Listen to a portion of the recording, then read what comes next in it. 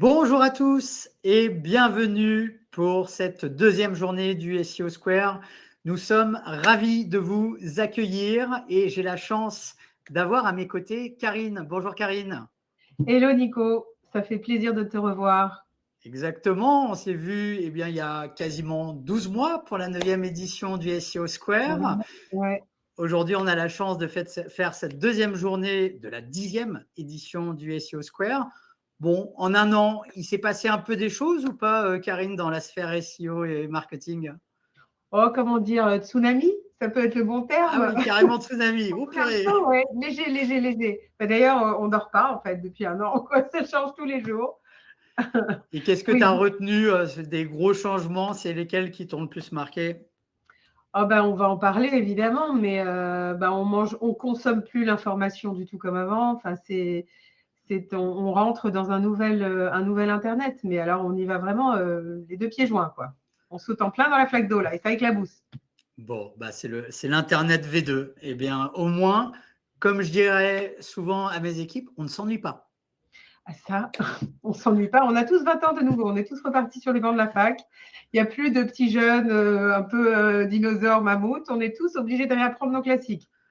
Eh ben, c'est une excellente nouvelle. Et justement, hein, je pense que 2025 marque une année spéciale, puisque je pense que c'est l'année où clairement, eh bien, il n'y a jamais eu autant de questionnements autour des stratégies de visibilité, de SEO, de contenu. Et justement, c'est l'objectif du SEO Square, d'apporter un maximum de réponses.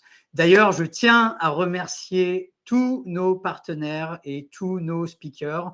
Vous pouvez voir notamment la liste en bas de l'écran, puisqu'on nous avons la chance d'avoir des très belles marques comme Google, qui hier a ouvert cette 10e édition du SEO Square, des très belles marques comme SimilarWeb, Content Square, Botify, des speakers comme toi, Karine, comme Neil Patel, et également des annonceurs qui viennent partager leur day-to-day, je dirais, au sein des équipes marketing et digital, comme nos clients Petit Futé, Point P et d'autres comme France TV et La Centrale.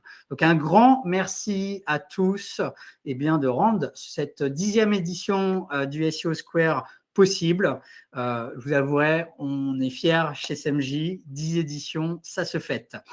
Donc, je vous propose maintenant, avant de regarder le programme, sachez que le SEO Square est propulsé par SMJ.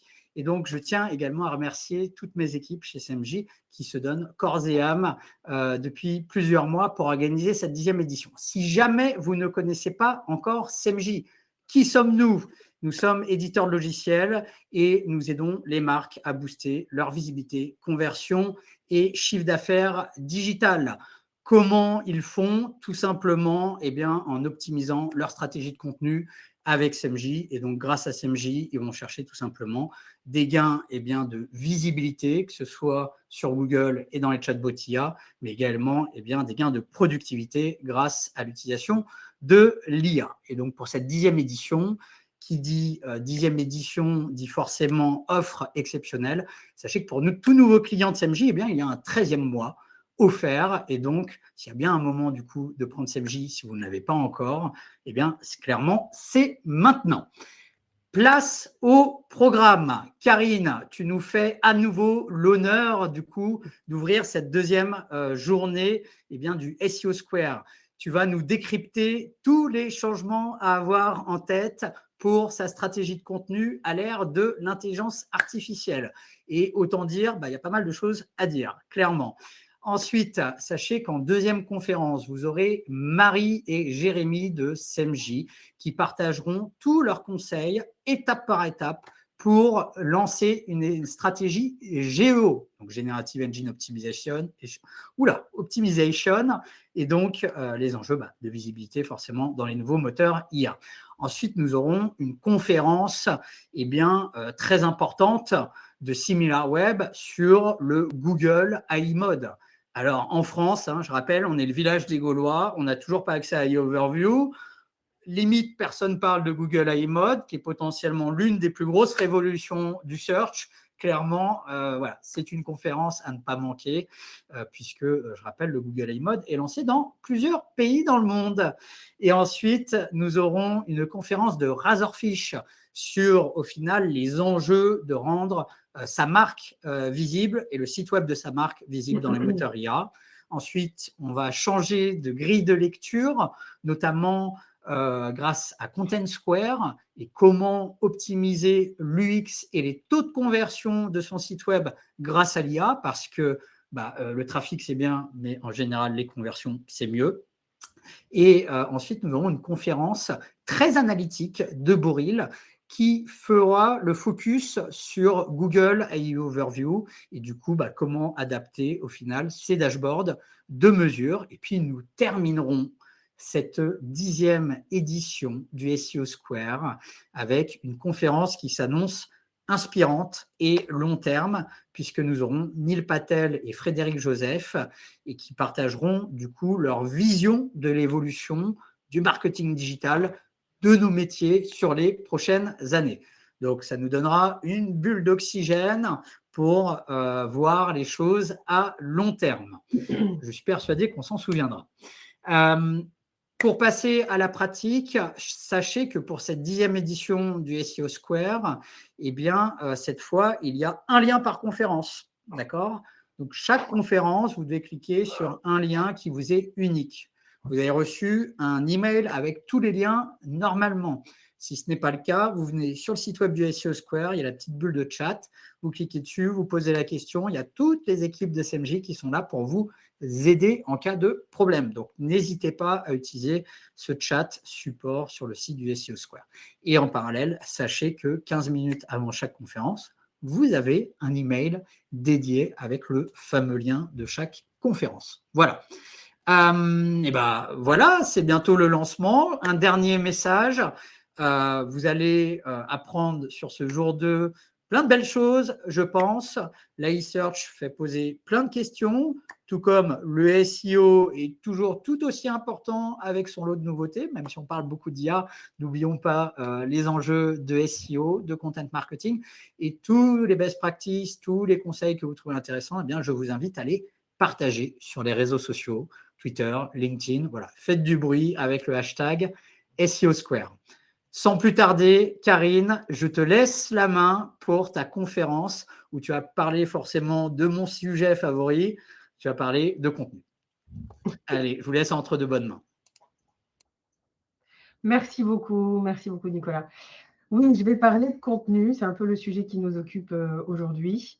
Déjà, je voulais remercier SMJ parce que c'est plusieurs éditions que je fais avec eux et j'adore leur approche, je trouve, et je ne le dis pas du tout pour vendre quoi que ce soit parce que je ne suis pas ni actionnaire ni rien du tout, mais je trouve toujours très généreux de regrouper pas mal d'experts comme ça, d'océans divers et variés, pour le coup à une époque où tout le monde ne bénéficie pas des mêmes choses. Vous en Europe, vous n'avez pas les mêmes choses qu'aux États-Unis, et pour aborder des sujets qui sont franchement cruciaux et qui ne concernent pas simplement que les SEO, mais bien évidemment également les marketeurs et j'ai envie de dire les entrepreneurs. Alors, le sujet aujourd'hui, c'est une keynote. Donc, je ne vais pas rentrer dans des détails tactiques et techniques, évidemment, ce n'est pas l'objet. J'ai 45 minutes. Ça peut à la fois être très ennuyeux et en même temps, on va essayer de rendre ça très vision un peu big pictures pour que vous ressortiez de cette conférence avec les clés essentielles s'agissant de votre stratégie de contenu et de, en gros, vous dire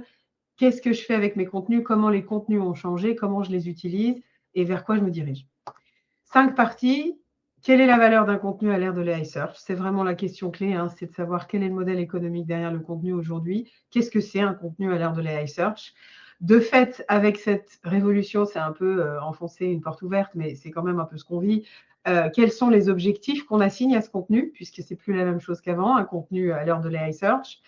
La nouvelle donne du contenu, c'est un peu le new, j'ai pensé à l'expression New Deal de 1929, c'est un peu, en gros, c'est quoi le terrain de jeu aujourd'hui, avec quoi il faut composer, quels sont les éléments nouveaux pour que vous puissiez appréhender votre stratégie de contenu. Votre to-do list, donc là encore, on fait simple, hein. On pourrait faire un truc qui dure des pages et des pages, mais on fait vraiment simple. Les 2 grands piliers pour que ça reste clair après ces 45 minutes. Et évidemment, ça, c'est la partie un peu croustillante, les nouveaux formats. Il y en a beaucoup. J'ai dû faire une sélection. J'en ai testé pas mal. Vous verrez, c'est immanquablement lié aux outils que vous utilisez. Et l'idée, c'est que ça vous donne un petit peu des prémices de ce que vous allez voir dans les conférences géniales qui vont suivre. Voilà.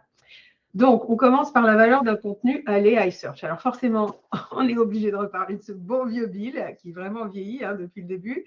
Alors, je l'ai fait avec quelques rides, là, je ne sais plus quel outil j'ai utilisé. Et ça, en gros, lui, il résume vraiment les 25 premières années de l'Internet. Et j'ai envie de les dire les dernières, puisqu'on est vraiment en train de rentrer dans un nouvel Internet. On ne va pas rentrer dans le sujet du content is on va simplement dire une chose à ce sujet-là.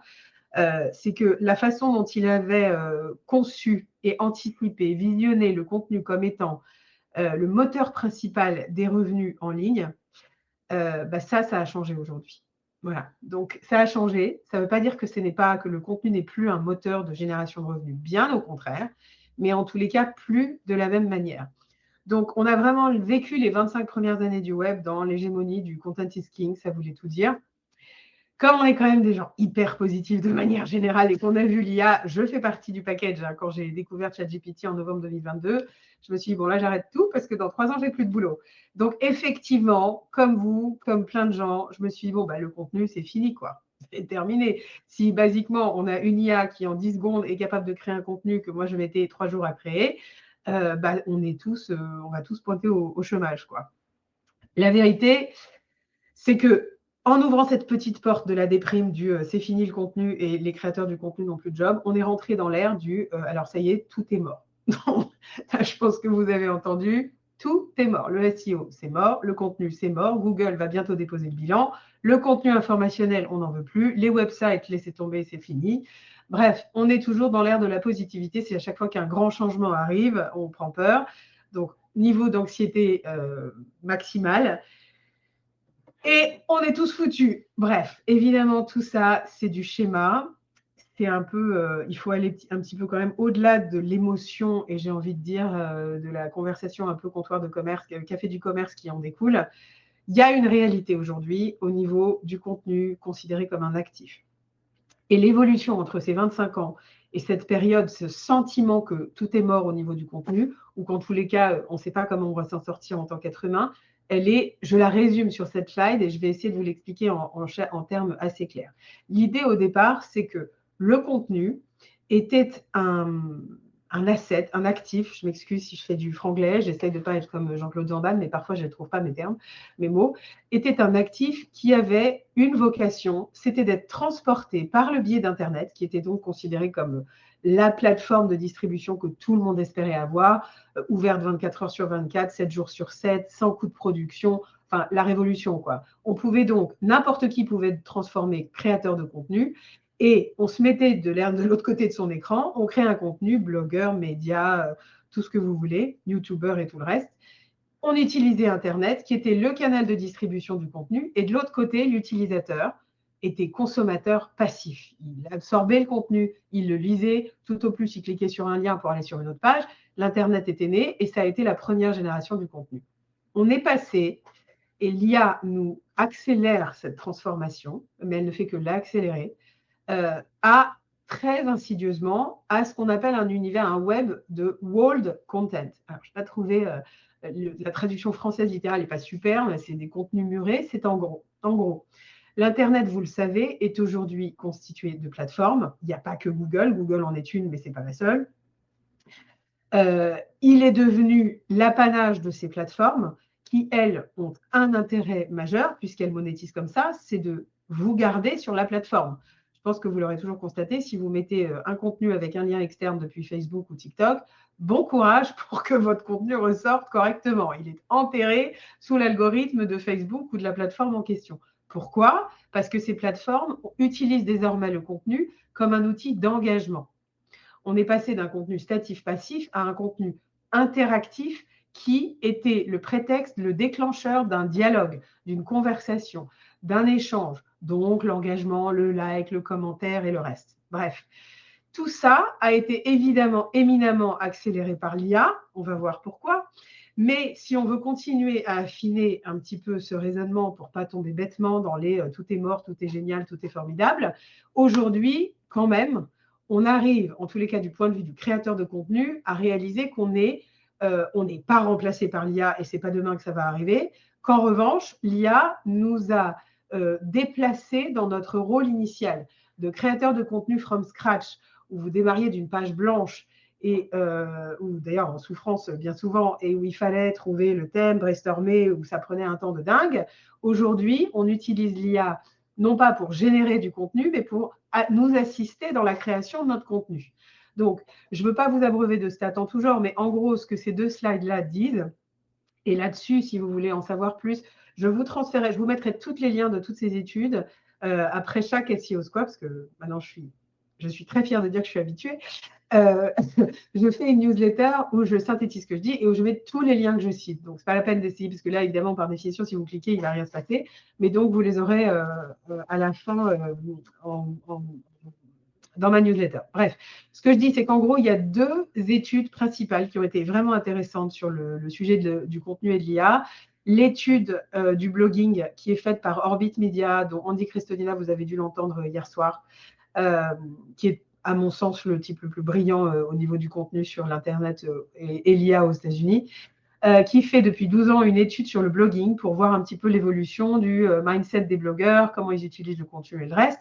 Et Ahrefs qui a sorti il n'y a pas longtemps The State of AI in Content Marketing. Donc, en gros, voilà, statistiques, ils ont questionné plein de gens pour savoir comment, comme plein de créateurs de contenu, pour savoir comment ils utilisaient l'IA. Très grossièrement, mais je suis persuadée que c'est ce que vous faites déjà, on l'utilise quoi? Pour brainstormer, au lieu d'être 10 et de prendre des meetings qui durent des heures, on brainstorm avec son agent ou avec son IA, pour corriger, pour relire, pour traduire, pour nous donner des idées. Moi, je l'utilise beaucoup pour dire, voilà, dis-moi ce que je loupe dans ce contenu, qu'est-ce que j'ai oublié, reformuler quand c'est mal formulé, que vous mettez 10 phrases au lieu d'en faire une.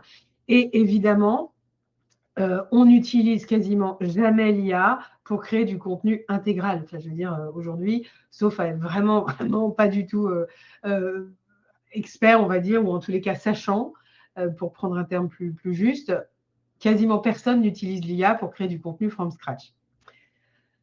Ça, c'est un peu le contexte au niveau du contenu en général. Maintenant, on rentre dans un sujet qui est un sujet très tricky, comme on dit, qui est très un peu touchy. Celui du scénario catastrophe, en fait. Ça y est, c'est la fin. Donc, dans le prolongement, on avait la fin du web, la fin du SEO. Donc, maintenant, on a la fin du trafic, on a la fin des clics, on a la mort des médias. C'est vraiment la catastrophe. Et franchement, moi, je suis l'IA toutes les semaines. Je fais une newsletter sur l'IA marketing et tout. C'est vrai que quand vous êtes connecté à ça, vous avez envie de vous prendre un tranxène et de vous dire, bon, je vais faire autre chose, quoi. Bon, moi, j'aime bien dire qu'il faut distinguer le film de la photo. Il y a des photos aujourd'hui, si on prend une photo de la situation de l'état du contenu, du search et du SEO, il y a des photos qui sont vraies. Je vais vous donner des statistiques qui démontrent que oui, effectivement, le trafic décline. Il y a des chutes de près de 66% de trafic qui s'écroule. Oui, il y a beaucoup moins de clics. C'est une évidence. La photo est juste ce que vous voyez, c'est exact. Les médias sont dans de très, très difficiles postures. C'est une évidence aussi. Maintenant, est-ce que ça veut dire que le film nous amène tous au cimetière? Je vous brise le suspense. Non, bien au contraire.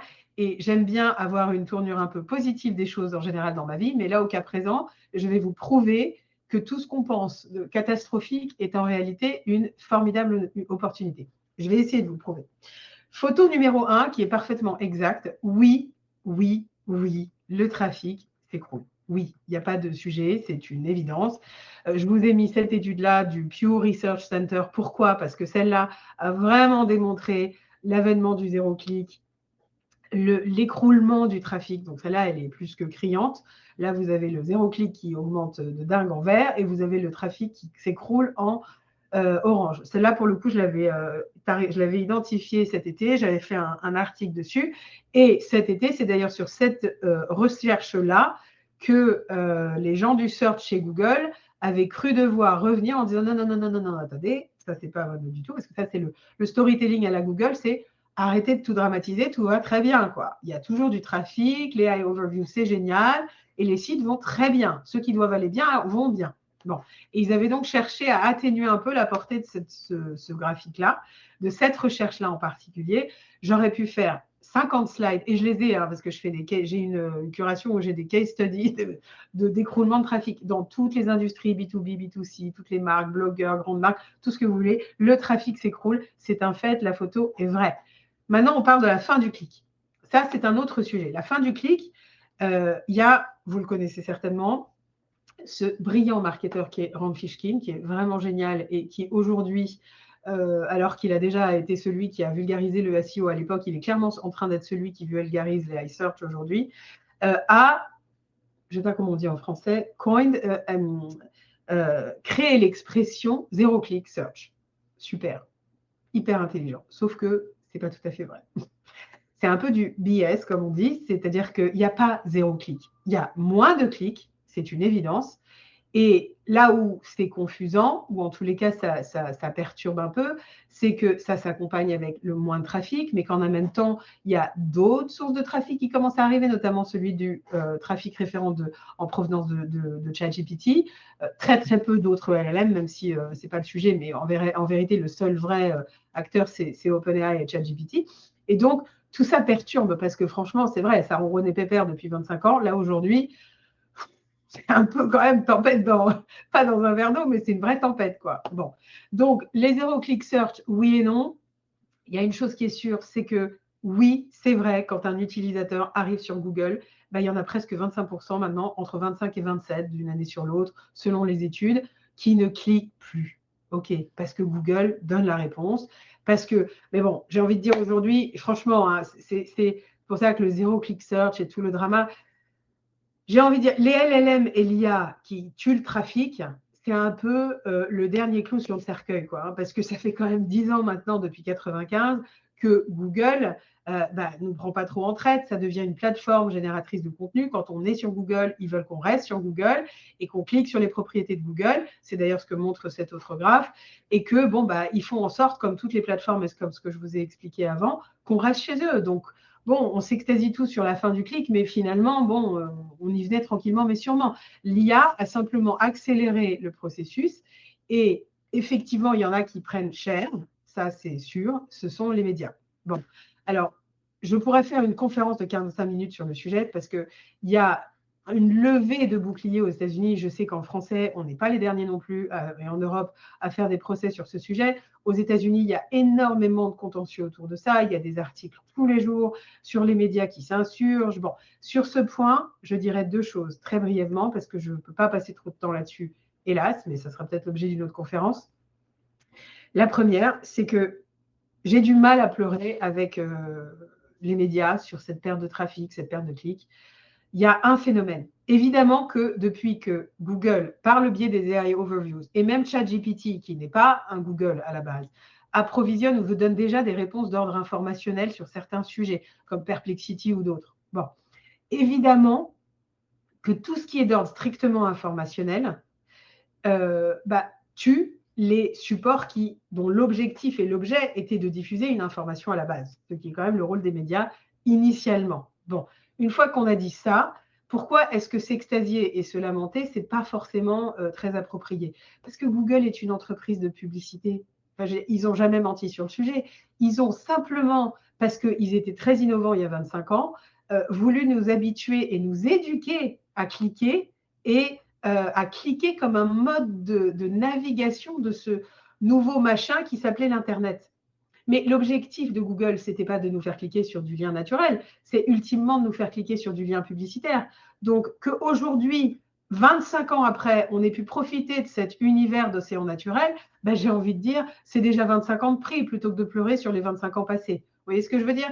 Donc, je sais que c'est compliqué, que c'est un ajustement de modèle, parce que, depuis 25 ans, on s'est habitué à ce que ça marche comme ça. Mais si aujourd'hui, ça ne marche pas comme ça, Le seul à blâmer n'est pas nécessairement Google. En revanche, il est évident que les médias doivent se réinventer. Je vous le dis, il y en a plein qui le font aux États-Unis.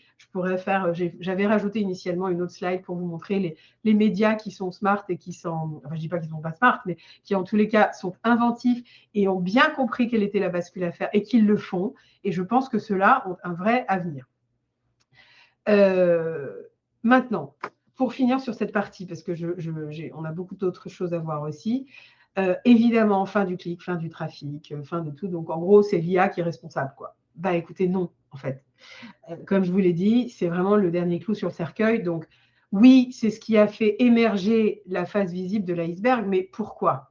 Et c'est là que je vais rentrer un peu dans la phase de transition entre la partie macroéconomique de cette présentation et la partie micro, où on va rentrer un peu plus dans les mains dans le cambouis. Mettez-vous à la place, quand vous cherchez quelque chose aujourd'hui sur Google ou sur OpenAI, qu'est-ce qui se passe en fait? Jusqu'en 1995, Google, c'était vraiment un moteur de recherche. Et comment fonctionnait, qu'est-ce qui était la devise, le flux sanguin de ce moteur de recherche? C'était des mots-clés et des requêtes que vous mettiez dans une petite barre, un espace, où on vous invitait à mettre 1, 2, 3, 4 mots maximum. Et vous vous souvenez même, moi je commence à dater un peu dans l'industrie du SEO, mais à l'époque on nous disait, surtout fais pas une requête trop longue parce que tu risques de tomber sur des sites qui sont pas bons, donc il faut bien que tu targetes ton mot-clé pour être sûr que tu vas tomber sur les bonnes pages et que Google te donne les bonnes recherches. Ok, super. En 95, l'IA, c'est pour ça que Google veut se positionner d'ailleurs comme société qui a été la première à utiliser l'IA. Google a réinventé son moteur de recherche, l'a updaté. J'essaye d'utiliser des termes qui ne sont pas toujours techniques parce que c'est un peu saoulant. Et a injecté de l'IA au travers de sa mise à jour Hummingbird et Google RainBrain, injecté de l'IA dans son algorithme, mais back office, pas du point de vue de l'utilisateur, simplement dans l'algo. Et l'idée, c'était que cette IA allait lui permettre de beaucoup mieux détecter nos intentions de recherche quand on mettait tel ou tel mot-clé dans la barre de navigation de Google. Okay. Par ce biais-là, on a effectivement eu un funnel qui était déjà assez clair. D'accord ? Effectivement, il y avait des requêtes informationnelles. Ensuite, on arrivait à détecter des requêtes commerciales et des requêtes navigationnelles qui étaient vraiment celles où je sais que je veux aller sur tel site. OK. Ce qui a changé l'IA, en fait, c'est que maintenant, l'IA a été injectée du fait d'OpenAI front-end dans l'interface que l'utilisateur, que vous et moi, on utilise. Donc, du coup, qu'est-ce que ça nous a ouvert comme opportunité? Ça nous a ouvert l'opportunité de passer d'une requête de quelques mots-clés à un bouquin. Donc, la requête de la queries ce qu'on appelle aujourd'hui le prompt. Et vous avez vu la taille de certains prompts. C'est carrément un livre. Vous pouviez mettre des tartines sur un prompt. On va même utiliser maintenant les modes deep research de l'IA pour créer des prompts qui soient les plus précis possibles. Qu'est-ce qu'en langage simple, ça transmet ça? Ça transmet qu'aujourd'hui, les recherches, les anciennes recherches, sont non seulement beaucoup plus contextuelles, mais elles sont beaucoup plus personnelles. Et les intentions de recherche, mais sont hyper affinables et détectables dès le départ. Donc, ça veut dire qu'en gros, quand on optimise par l'IA toutes ces deux premières parties-là. Bon, une fois qu'on a dit ça, et c'est là qu'on rentre et c'est là que je vais m'évertuer, si vous le prenez pas mal, à vraiment essayer de casser un peu cette dramaturgisation autour de l'IA. La vérité, c'est que l'IA ne tue pas le clic, il l'expose. Qu'est-ce que ça veut dire? Ça veut dire que, oui, effectivement, la baisse de 60% des clics sur desktop, sur desktop, excusez-moi, je vous ai dit, je parle toujours un peu en anglais, c'est agaçant, je m'excuse, sur votre ordinateur de bureau, c'est exact. Oui, la baisse de 50% sur mobile, ça aussi, c'est exact. D'abord, première bonne nouvelle, parce que maintenant, il s'agit de changer de mindset. Au lieu de penser que c'est la catastrophe, au lieu de voir le verre à moitié vide, il faut le voir à moitié plein. La bonne nouvelle, c'est que maintenant, vous pouvez aller dire à votre patron, à votre client, écoutez, on n'est pas les seuls, ce n'est pas de ma faute. Tout le monde voit son trafic baisser. Vous pouvez maintenant prouver avec des chiffres que ça baisse. Vous pouvez du coup ajuster vos prévisions de trafic à des choses qui sont plus réalistes. Vous pouvez du coup justifier des budgets pour des stratégies alternatives. Et surtout, vous pouvez venir dire et je vous donne la conclusion et je développe après, qu'en gros, ce qu'on est en train de découvrir, c'est qu'un visiteur IA a à peu près 4 fois et demi plus de chances de convertir qu'un visiteur de recherche traditionnel. Pourquoi? Parce qu'en fait, c'est simple. Un utilisateur qui vient de l'IA, qui a déjà consommé son AI Overviews, qui a déjà eu sa dose d'information, quand vraiment il clique et qu'il arrive chez vous, mais il est beaucoup plus précieux parce qu'en fait, il est déjà qualifié. Ce que ces grands modèles de langage fournissent aux utilisateurs, c'est toutes les infos nécessaires pour qu'ils prennent une décision éclairée avant même d'aller chez vous. Donc, ça veut dire que quand il arrive sur votre site, après qu'il ait interagi avec une IA, qu'il ait cliqué, vérifié, pas vérifié, il a déjà effectué quasiment toute sa recherche et il a comparé ces différentes options. C'est d'ailleurs bien pour ça, mais je ne voulais pas vous inonder de graphes, qu'il y a de plus en plus d'études aux États-Unis qui sortent, d'agences ou de technologies, qui démontrent que on pensait que le website était enterré. En fait, non. Il reprend des lettres de noblesse, mais plus sur les pages de blog, par exemple, puisqu'on n'arrive plus sur une page de blog, puisque ce que le blog faisait à l'époque, l'information, le lexique, toutes ces choses-là, aujourd'hui, c'est approvisionné par l'IA. En revanche, on constate que les homepages, les pages produits, les pages services, les pages contactez-nous, les pages qui sommes-nous, elles reprennent, mais vraiment des couleurs de, comment on dit, couleur de la bête ou je ne sais plus. Whatever. Bref, en tous les cas, c'est des pages qui vraiment reprennent un attrait. Non pas que ça veut dire que le site web est toujours indispensable et c'est c'est la seule roue du carrosse, pas du tout. Ça veut pas, il faut évidemment, on le verra, que vous soyez présent sur plein d'autres sujets, mais c'est quand même fondamental de savoir que ces pages-là, aujourd'hui, vraiment reprennent des couleurs.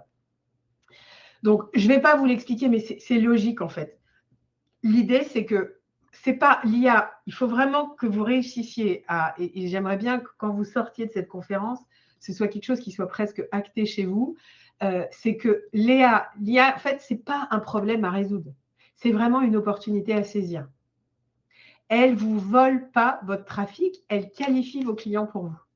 Quand vous avez compris ça, vous avez tout compris. En tous les cas, vous avez compris, vous avez, en anglais, on dit shift your mindset. Ça veut dire que vous avez vraiment fait la bascule sur la façon dont vous raisonnez.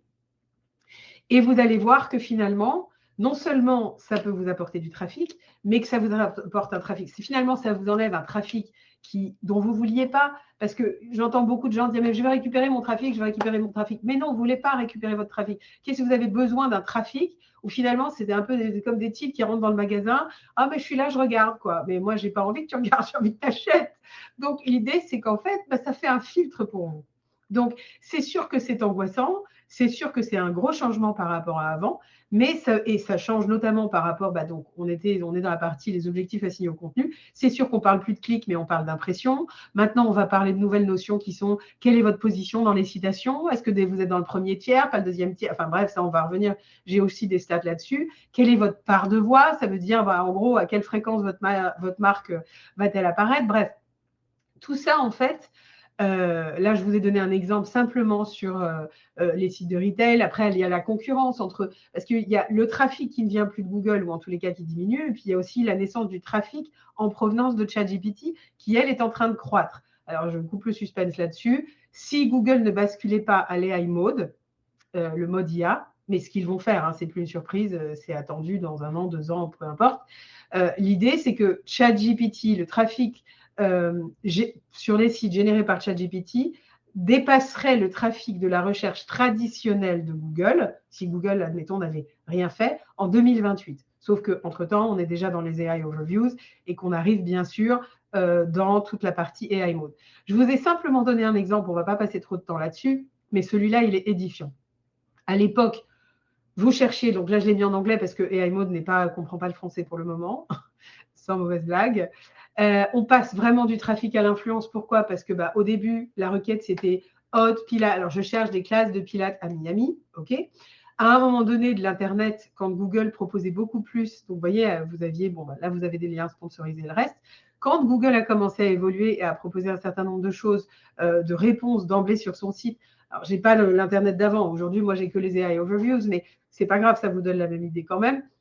À une époque, on pouvait approfondir un peu sa requête et poser un peu plus une question. Où est-ce que je peux trouver les meilleures classes de pilates, hot pilates à Miami Beach que pour les femmes, par exemple. Bon. Aujourd'hui, mais j'utilise AI Mode, mais je raconte ma vie. Alors voilà, je reviens d'une chirurgie, j'ai besoin de faire du hot pilates, mais d'un certain style. Je voudrais trouver sur Miami Beach, mais je peux aussi aller jusqu'à Surfside. Je voudrais des cours uniquement de femmes. Je veux que ce soit un cours d'au moins 45. Bon, bref, on peut en parler pendant des heures. Et regardez ce que l'IA propose. Je vous ai vraiment donné un exemple live, mais c'est absolument fantastique. Enfin, je veux dire, d'un point de vue utilisateur, c'est imbattable. J'ai non seulement les liens ici pour cliquer, mais l'IA Mode va même jusqu'à me dire, alors dans ce studio de Pilates, là, tu devrais essayer l'offre Lightly Heated Pilates parce que tu as un cours qui est proposé par, ils le mettent même, deux profs, les teachers. Julia est très hautement recommandée comme Female Instructor for Pilates and Yoga. OK, donc franchement, c'est imbattable. D'un point de vue utilisateur, je veux dire, on peut nous dire que c'est faux, c'est pas vrai, c'est vrai. Vous allez voir que dans l'usage, les comportements d'usage, finalement, mais c'est juste génial. Voilà. Donc, c'est le nouvel Internet. Je sais que vous ne l'avez pas encore en France. Je peux vous dire que ça va venir. De toute façon, c'est sûr. Sundar Pichai le dit tout le temps. Toutes les interviews qui sont passées, c'est le même. C'est de toute façon, ce sera le nouveau Google, le nouvel Internet. Donc, aujourd'hui, on est vraiment dans cette période un peu intermédiaire. La question qu'on peut se poser, c'est comment ils vont orchestrer le search traditionnel, les AI overviews et AI mode. Ils vont garder les trois, enfin, je vous le dis, quoi. Enfin, il y aura un mix des trois. D'ici à ce que Google ne soit plus que AI mode, ça n'arrivera probablement jamais parce que vous allez voir pourquoi et vous allez comprendre pourquoi. Il y a encore des gens qui sont très férus du search traditionnel, mais il est évident qu'en ce moment, et c'est d'ailleurs un gros boxon, on est un peu des high mode, un peu des high overviews, un peu de search traditionnel. Donc, tous les experts SEO les plus qui passent leur vie à faire du test, genre le hamster dans sa roue, ils vous sortent l'étude qui vous dit cette semaine, alors dans les requêtes plus ceci, il y a plus des high mode que de machin. Bref, long story short, on arrive tous à les high mode et Google gardera probablement les trois. Et la vérité, c'est que les trois plaisent énormément. Donc, je vous le disais en termes de KPIs, les impressions, la position dans les citations, les parts de voix, le AIV, Attributed Influence Value, c'est en gros pour le AI mode, considérer chaque citation comme un signal de votre influence attribuée. Bon, tout ça, c'est des nouveaux critères. Et pour conclure sur cette partie et que vous emportiez une phrase avec vous, considérez que oui, effectivement, les aperçus IA, donc AI Overviews de Google, gonflent les impressions et étouffent les clics. Ça, c'est vrai. Vous cliquez moins. Ça donne un volume d'impression qui, genre, c'est super, je ressors partout. Mais au final, les clics qui vivent et qui survivent, ils ont une intention d'achat de fou. Donc, c'est vraiment beaucoup plus sympa parce que si ça génère plus de chiffre d'affaires, finalement, le trafic, on s'en fiche un peu. La nouvelle donne du contenu. Alors là, on rentre un peu plus, je vous l'ai dit, on passe toujours, enfin, j'essaie toujours de passer de la partie macro à microéconomique. Il y a deux choses là-dessus, d'accord? Deux piliers. Le premier, c'est que les high mode fonctionnent et Google, jour J+1 après, comment s'appelle, leur conférence annuelle en mai dernier, le jour de mon anniversaire d'ailleurs, a tout de suite, dès le lendemain, publié comment ça marche, le Query Fan Out. C'est en fait, on va en parler dans 2 minutes, le mécanisme central de comment fonctionnent les high mode. Donc, ils sont entre guillemets très transparents sur le sujet. Je dis entre guillemets parce qu'ils expliquent comment ça marche, mais ils ne permettent toujours pas de traquer quoi que ce soit de l'AI mode sur Google Analytics 4. Donc, ça énerve beaucoup de gens. Et le deuxième, donc ça, c'est le premier pilier, c'est s'assurer que vous avez vraiment bien compris comment ça marche en termes simples. Et le deuxième, c'est comprendre, parce qu'aujourd'hui, on a une étude notamment qui a été faite qui est super bien, un peu plus comment les utilisateurs se comportent par rapport au LLM, parce que c'est ça qui va ensuite renseigner après toutes les, justement, le nouveau, en fait, les nouvelles stratégies de contenu, quoi. Donc, simplement et très rapidement, parce qu'on n'a pas une tonne de temps non plus, le Query Fan Out. En français, on appelle ça le déploiement de requêtes. Comment ça marche? En gros, c'est une méthode de recherche d'informations qui est utilisé par le système IA comme Gemini 2.0, 2.5 pour comprendre en profondeur une question d'un utilisateur qui, par définition, est de plus en plus complexe. Il y a 4 grandes parties.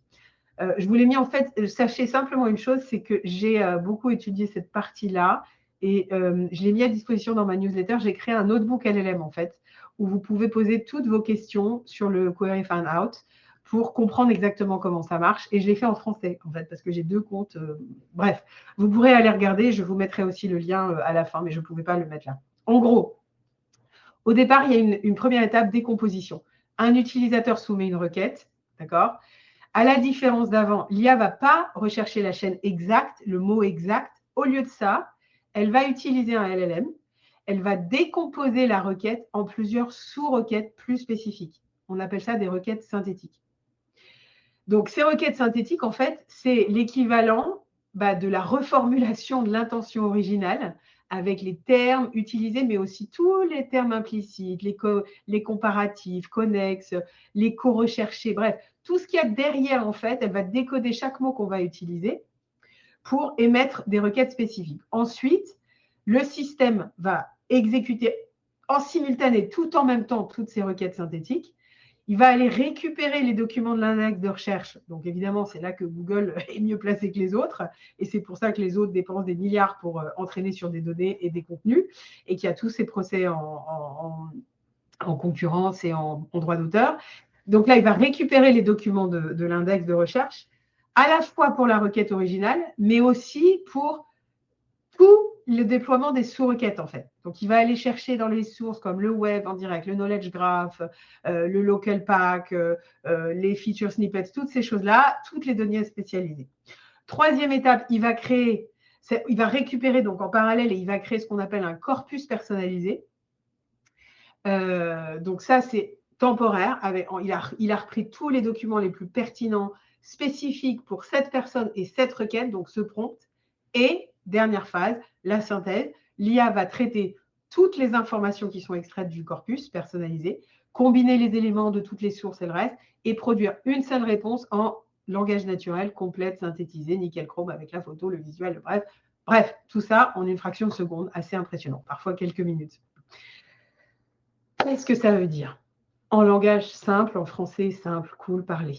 Quand il y a 2 ans, Elisabeth Reed avait expliqué ce que c'était que AI Overview, c'est let Google do the search, the hard search for you. Ça veut dire l'IA désormais fait la recherche pour vous. C'est plus à vous de cliquer sur les liens, c'est plus à vous de vous taper le projet de recherche, d'aller voir sur tel site, tel machin, tel bidule. C'est l'IA qui fait le job pour vous en vous posant, en répondant à toutes les dizaines de sous-questions cachées auxquelles même vous n'auriez pas pensé, simplement en décodant les mots de votre prompt. D'accord ? Donc, ça veut dire que vraiment, ça fait de l'IA, de la visibilité finalement, un problème qui devient presque un problème de matrice, plutôt qu'une optimisation simplement pour le mot-clé. Ça, c'est vraiment essentiel de comprendre ça, parce qu'une fois que vous avez compris ça, finalement, vous allez très vite comprendre toute la suite en fait de ce que je déroule, de ce que je veux mettre en avant, puisque finalement, vous commencez à voir sur quoi il faut optimiser, comment il faut l'optimiser et pourquoi. Ça, c'est une étude hyper importante, c'est le deuxième pilier pour que vous compreniez un petit peu. En tous les cas, maintenant, dans 6 mois, ça aura changé, c'est quasi sûr, mais simplement une étude super qui a été faite par quelqu'un dont je crois que SMJ avait déjà eu au SEO Square, qui s'appelle Kevin Indig, et qui a fait avec SimilarWeb, justement. Donc, je pense que ils vont probablement vous donner ces datas aussi. Je ne vous en donne que quelques-unes, d'accord ? L'idée, c'était de comprendre comment se comportent les utilisateurs de LLM quand ils sont devant des AI Overviews et des AI Modes, parce que c'est ça qui nous renseigne après sur qu'est-ce qu'on doit faire en termes de stratégie de contenu. Première chose, c'est la règle du premier tiers. En l'état, ça changera peut-être, mais il y a une chose qui est sûre, c'est que 70% des utilisateurs de AI Overviews s'arrêtent là. D'accord ? Donc, ça veut dire, en gros, vous êtes dans les 30% en haut. Parfois, à un moment donné, il faut cliquer. Si vous n'y êtes pas, en gros, terminé. Bon, il y en a donc beaucoup qui survolent sans lire en détail, près de 90%. Ça dure 30 secondes. Il y a 3 profils uniquement qui approfondissent de manière générale. Je ne vous donne pas la méthodologie, tout ça, vous aurez mais croyez-moi sur parole, et c'est une étude qui a été beaucoup, beaucoup reliée, donc vous l'aurez je le mettrai évidemment en lien dans ma newsletter. Les 3 profils, c'est en général, alors excusez-moi de le dire, mais les plus jeunes, les 25-35 ans, eux, ils lisent plus profondément. Ceux qui sont sur mobile, c'est intéressant parce qu'il y a une vraie différence par rapport à ça. Et évidemment, tout ce qui concerne les requêtes, aux États-Unis, on appelle ça Your Money, Your Life. Donc, les requêtes à enjeu élevé, donc la santé, la finance, toutes les décisions avec un impact économique, un gros enjeu, quoi. Alors, deuxième chose très importante, un nouveau fil de décision, c'est-à-dire aujourd'hui, 58%, c'est ce que l'étude montre, privilégient des marques qui sont connues avant même de savoir si la réponse est pertinente ou pas. Ils ne cherchent même pas, quoi. Ça veut dire que, vous comprenez, enfin, je veux dire, ça, c'est simple. On le dit, mais là, je vous en apporte la preuve. Construire votre marque, c'est essentiel. Faire que votre marque soit non seulement connue, mais qu'en plus, elle dégage fiabilité, crédibilité, assurance, loyauté, toutes des valeurs fondamentales, c'est essentiel parce qu'en fait, ils croiront la marque, ils n'iront même pas chercher si ce que la marque raconte est vrai ou pas. En l'état, c'est comme ça que ça se passe. Donc vraiment, ça veut dire que le processus de décision, il est très simple, c'est 2 étapes, pas 3. C'est 1, est-ce que je fais confiance à cette marque? Et 2, est-ce que ça répond à ma question? Si vous targetez ces 2 objets-là, vous êtes dans le mille. Et franchement, si vous arrivez à faire ces 2-là, vous êtes les rois du pétrole. Troisième chose, on va revenir là-dessus parce qu'on pourrait en parler beaucoup. L'ascension de Reddit, de YouTube. Et en gros, parce que j'ai entendu tout et tout. Alors, c'est YouTube, c'est Quora, c'est les médias, c'est whatever. L'idée, c'est qu'en gros, c'est la preuve sociale. Ce que ça veut dire quand 18% des clics vont vers les forums, parce que c'est quasiment ça, hein, il y a une réponse Reddit. Chaque personne qui arrive sur une AI Overviews où la réponse vient de Reddit, et ben dans quasiment 20% des cas, ils cliquent et ils vont sur Reddit. Ce que ça veut dire qu'on croit à ce que les communautés, donc les endroits où des gens comme vous et moi échangent, on y croit plus que l'IA. Spontanément, c'est comme ça qu'on réagit. D'accord? Évidemment, forte proportion sur YouTube, ça on en reviendra, c'est vraiment YouTube est la grande victoire incontestée de tout l'IA. Aujourd'hui, c'est le grand gagnant. J'ai aussi écrit là-dessus et j'explique pourquoi, on ne va pas en revenir dans le détail, mais croyez-moi sur parole là-dessus. Il y en a à peu près 40% qui ouvrent pour voir un deuxième lien, genre pour vérifier, d'accord? Donc, ça veut dire que si votre marque apparaît dans Reddit et qu'elle apparaît aussi dans AI.io, vous êtes le roi du pétrole. Donc, rapidement, 2 choses, parce que ça, c'est vraiment intéressant. Il y a une segmentation démographique aussi qui naît. Le mobile devient hyper important, enfin, genre, comme si ce n'était pas déjà le cas, mais enfin là, c'est vraiment, ça a repris ses lettres de noblesse. Un truc que j'ai trouvé très marrant, c'est qu'en gros, nous, les 45, plus de 45, oui, je vous donne un indice sur mon âge, en gros, nous, on va quand même toujours vérifier dans les 10 liens bleus. C'est-à-dire que, bon, OK, il y a le AI Overviews, mais clairement, l'étude montre que les plus de 45 ans vont quand même backuper, vérifier, parce que les vieilles habitudes, on la peau rude. Hein, on a pris l'habitude depuis 25 ans de faire comme ça, donc on continue à faire comme ça. En revanche, les jeunes prennent les I.O. et terminé. Et intéressant aussi, 54% de scroll sur les mobiles versus 29% sur votre ordinateur de bureau. Donc, j'ai trouvé que c'était quand même assez essentiel. Bon, évidemment, les requêtes à enjeu élevé, là, il y a plus de vérification, il y a plus de clics, il y a 38% qui ouvrent un second lien. Bon, on commence à avoir vraiment une vision assez affinitaire du comportement des utilisateurs, donc de vous et moi, face à ces sujets-là. Concrètement, ça veut dire quoi? Ça veut dire que devenir visible dans les résultats générés par l'IA, c'est devenu votre objectif numéro 1. C'est obligatoire. D'accord? Ça ne veut pas dire que votre site web est devenu, comme je vous l'ai dit tout à l'heure, la place centrale, mais ça veut dire que votre site web, vous ne pouvez pas le négliger. Vous devez avoir des pages produits, pages services, pages contacts à propos de vous qui sont mais hyper bien faites. J'ai fait le test avec le propre site de notre communauté. C'est hallucinant, même des pages que je n'ai même pas référencées, que je n'ai pas voulu mettre, l'IA les a quand même conservées et les ressort systématiquement pour dire voilà ce qu'ils font et le reste. C'est vraiment, aujourd'hui, c'est criant. Et ce qui est fantastique, c'est que les résultats viennent assez rapidement. Mais évidemment, ce que ça veut dire, et ça vous le savez très bien, on en a déjà parlé si vous avez écouté ma conférence l'année dernière, c'est que vous devez être présent dans les sources qui alimentent ces algorithmes. D'accord? Donc, ça veut vraiment dire 2 choses. Construire votre marque, développer l'autorité de votre marque. Et ça passe concrètement en termes de matière digitale, contenu, sémantique, trafic, structuration de votre site par votre autorité thématique. Alors, je vais vraiment aller super vite là-dessus parce que c'est des choses que vous retrouvez déjà partout. C'est devenu finalement assez balisé parce qu'en fait, vous allez comprendre pourquoi toutes ces choses pour optimiser votre contenu, vous les retrouvez dans les différents types de contenus qu'on veut pouvoir utiliser. Évidemment, il faut que votre site il soit crawlable et indexable par les contenus par l'IA. Donc, le côté qui moi, je ne veux pas qu'on pompe mes data, donc je le désindexe, pas une bonne idée si vous voulez ressortir dans les AI Overviews. C'est bien d'ailleurs la raison pour laquelle la solution de Cloudflare, dont vous avez certainement entendu parler, qui consiste à dire finalement, si tu veux crawler mon site robot IA, il faut que tu payes. Au final, comme il faut décrawler complètement l'IA, le robot, il y a plein de gens qui ne le font pas parce qu'on a tous envie quand même d'être référencés par Google et de tenter notre chance dans les AI Overviews. Première chose. Optimiser la profondeur thématique. D'après ce que je vous explique sur le Query Finder, ça paraît évident. Le plus vous couvrez un sujet, le plus vous parlez en profondeur d'un sujet, en ce compris sur les intentions et tous les angles différents auxquels même votre utilisateur n'aurait pas pensé, le plus vous ressortirez et vous réussirez à optimiser votre contenu pour ressortir dans les AI Overviews comme dans les AI Modes.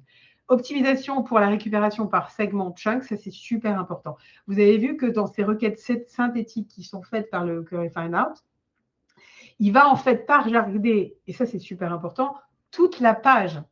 Il ne va pas chercher toute la page, il va chercher le paragraphe dans la page qui correspondra le plus à l'intention qu'il aura détectée dans le prompt.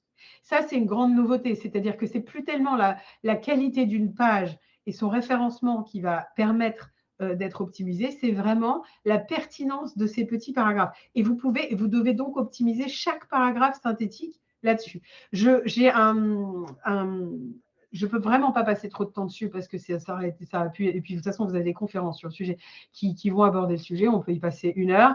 Je vous donne des éléments globaux, mais optimiser pour la synthèse de réponse, il faut déjà que vous facilitez le travail de l'IA puisque c'est lui votre commercial. Dites-lui, voilà, en termes de synthèse, je veux que tu mettes ça. Et si vous voulez que votre mot, votre autorité de marque soit reconnue, mettez les mots-clés qui, évidemment, par lesquels vous voulez être identifié, mettez votre nom à côté. Si vous êtes un business local, mettez votre localité à côté. Mettez des choses dans ces petites synthèses de contenu, que ce soit sur les contenus informatifs ou sur les contenus de votre page.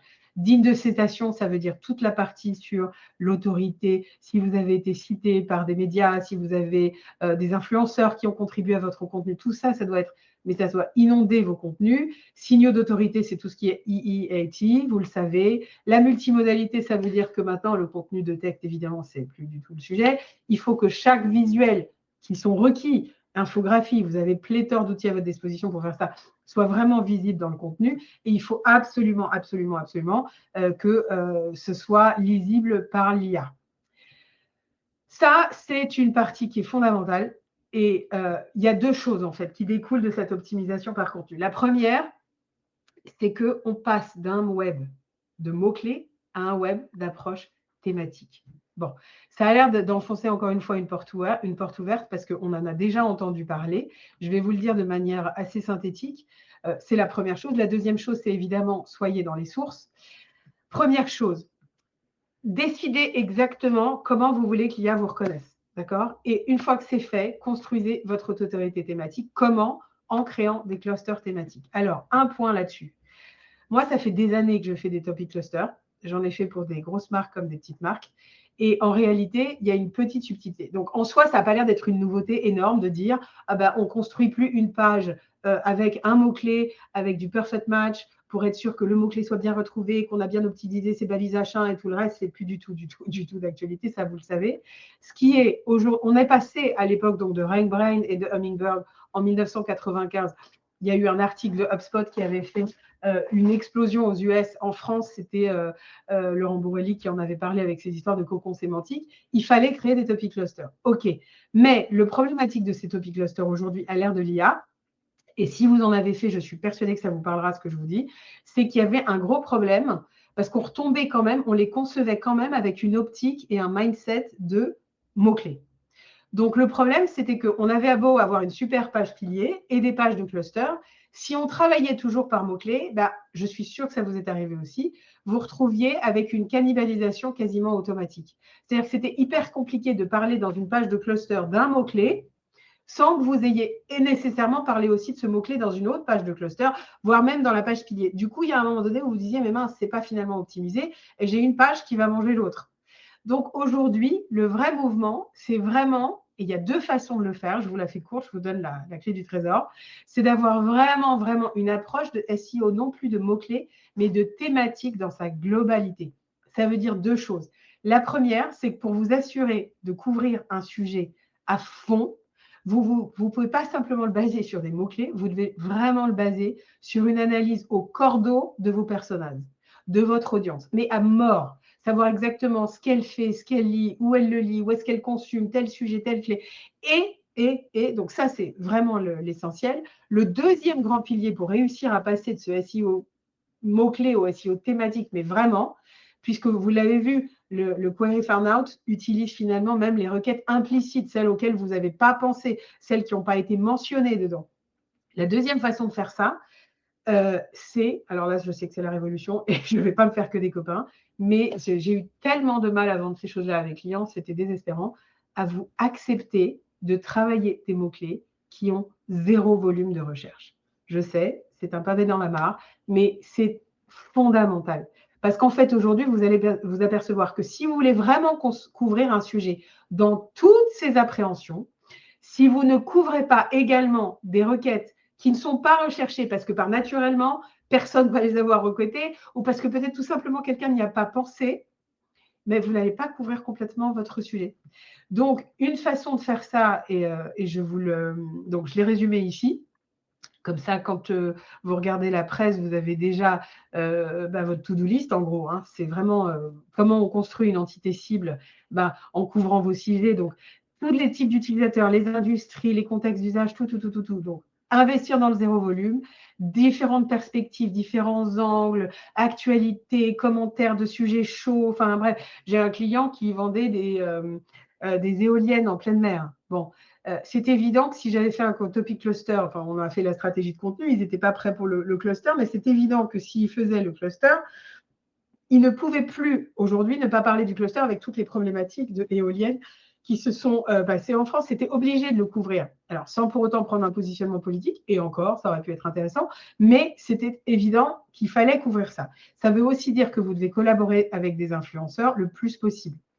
Quand on dit soyez visible dans les données d'entraînement, là-dessus, je vais vous dire une chose essentielle, parce que ça aussi, c'est un sujet qui pourrait durer 45 minutes. Je vous ai mis en gros 3 études qui sont, il y en a eu des tonnes. J'en ai sélectionné 3 parce que celles-là, elles ont fait parler d'elles. Celle de Profound, celle de Ahrefs et je termine par celle de SEMrush.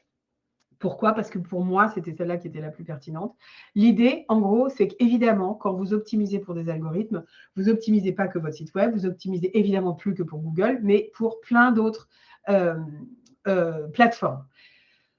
Sauf que ça ne veut pas dire que parce que tout le monde… ChatGPT, c'est plus Reddit, Google, c'est plus Quora, ou c'est l'inverse d'ailleurs, parce que Reddit a des parts dans Google et réciproquement, Google a des parts dans Reddit. Donc, bref, certains, c'est plus LinkedIn. Donc, il faut qu'en fait, on soit un peu sur Reddit, il faut qu'on soit un peu sur quoi? Non.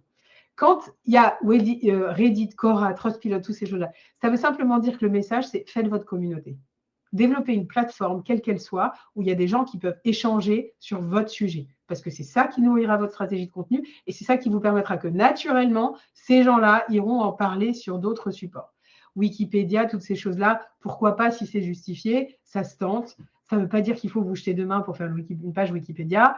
C'est simplement OK, une donnée à prendre en considération. Maintenant, si vous êtes cité par quelqu'un qui vous cite dans Wikipédia, c'est la même chose, ça fait le même job et ça ne veut pas dire qu'il faut que demain, vous soyez digne d'avoir une page Wikipédia. L'idée, et vous avez le summary ici, c'est qu'il ne faut pas vous limiter à ça. Clairement, votre site web, c'est super, super important. 50% des citations viennent de votre site web, d'accord?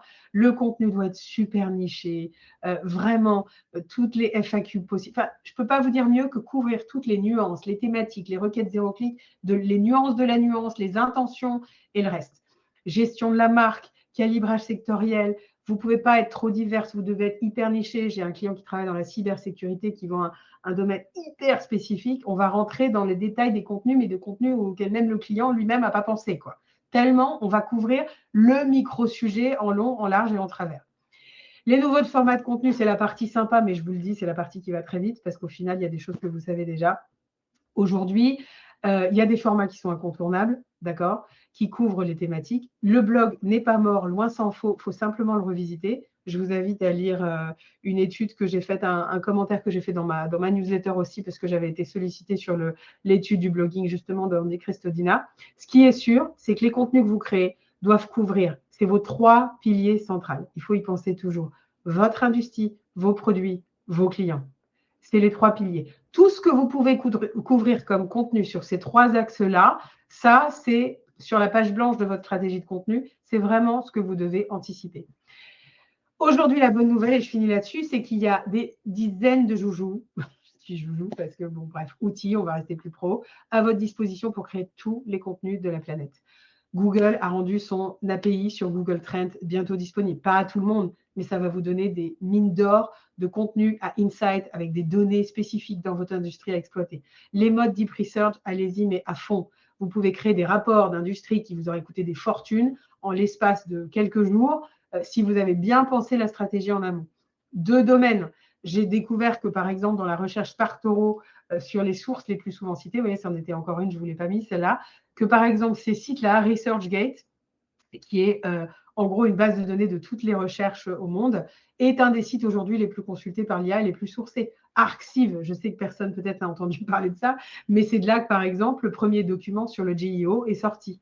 Donc, toutes ces recherches-là, aujourd'hui, on n'en parle pas assez. C'est vraiment des centres de ressources open source où vous avez des rapports de recherche qui sont faits directement. Arxiv, c'est édité, c'est les étudiants de Cornell University, qui sont une des Ivy League aux US, qui écrivent des projets de recherche, ils se mettent à 3 ou 4 sur, voilà. Donc, le premier papier sur le GIO a été sorti par une étude des étudiants de l'Arxiv, justement, qui l'ont publié sur Arxiv. Et c'est comme ça que le terme a été documenté. Donc, c'est une vraie ressource. Alors, je fais très rapidement là-dessus parce que je n'ai pas envie de vous perdre dans le sens où ce n'est pas utile. Il y a un sujet qu'il faut aborder qui s'appelle le modèle contexte protocole. C'est en gros, pour faire très court, c'est un protocole qui va transformer Google d'un moteur de recherche passif en assistant exécutif intelligent.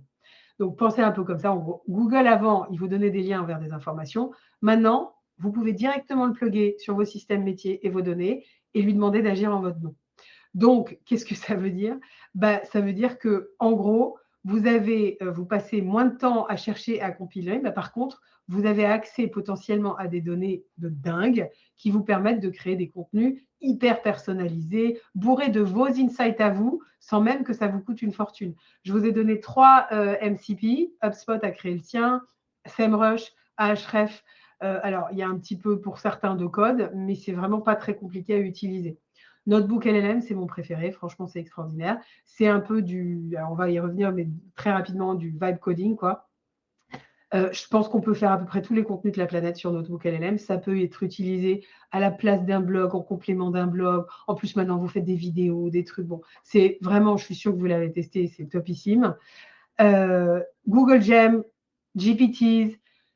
René, une des membres de ma communauté, a créé un GPT fantastique sur la base d'un bouquin pour vous permettre de faire des thématiques extraordinaires. C'est assez fantastique de l'utiliser. Et des artefacts de Claude, ça, je pense que vous les avez tous utilisés.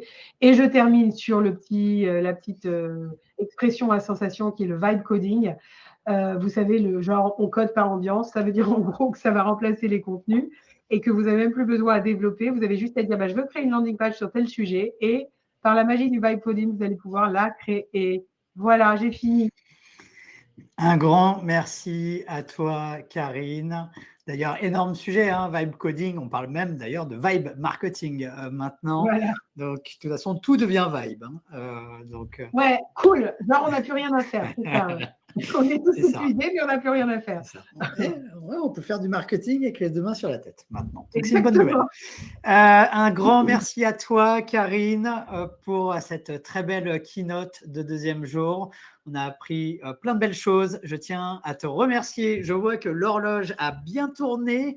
Donc, très, très rapidement, si vous avez des questions, allez voir Karine sur LinkedIn et suivez sa newsletter. Vous allez voir, elle est incroyable.